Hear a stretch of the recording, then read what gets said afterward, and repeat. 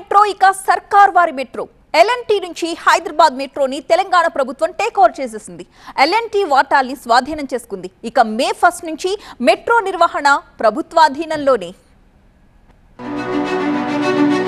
Hyderabad metro ఇక సర్కార్ వారి రైల్. ఇన్నాళ్లు ఎల్ఎన్టీ, ఎంఆర్హెచ్ఎల్ నిర్వహణలో ఉన్న మెట్రో రైళ్లు ఈ నెల 30న తెలంగాణ ప్రభుత్వం టేక్ ఓవర్ చేయనుంది. మే 1 నుంచి ప్రభుత్వ ఆధ్వర్యంలోనే మెట్రో పరుగులు తీనుంది.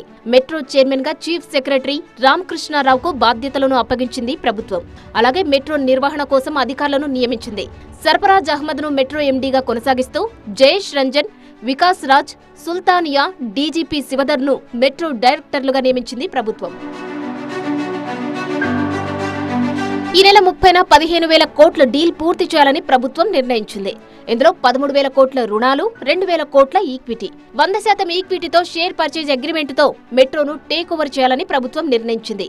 ఐఆర్ఎఫ్సి నుంచి తీసుకునే లోన్ను మెట్రో సంస్థని తిరిగి చెల్లిస్తుంది. కాకపోతే ప్రభుత్వం హామీదారుగా ఉంటుంది.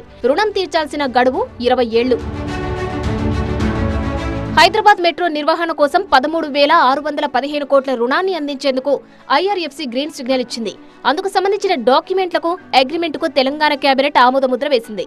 టేక్ ఓవర్ ప్రాసెస్ లో భాగంగా కేబినెట్ సబ్ కమిటీ కీలక సిఫార్సులను చేసింది. ఈ నెల డీల్ పూర్తి కాగానే మే నుంచి జూన్ వరకు కమర్షియల్ పేపర్లపై 10 కోట్ల 47 లక్షల వడ్డీని ప్రభుత్వమే చెల్లిస్తుంది. అయితే ఎల్ఎన్టీకి ఇచ్చిన 900 కోట్ల వడ్డీ లేని రుణాన్ని టేక్ ఓవర్ సందర్భంగా చెల్లించాల్సిన 15,000 కోట్ల నుంచి మినహాయించాలని సూచించింది. అలాగే ఎల్ఎన్టీ బకాయి ఉన్న జిహెచ్ఎంసీ ఆస్తి పన్నులో ఎలాంటి మినహాయింపులు అవసరం లేదని స్పష్టం చేసింది.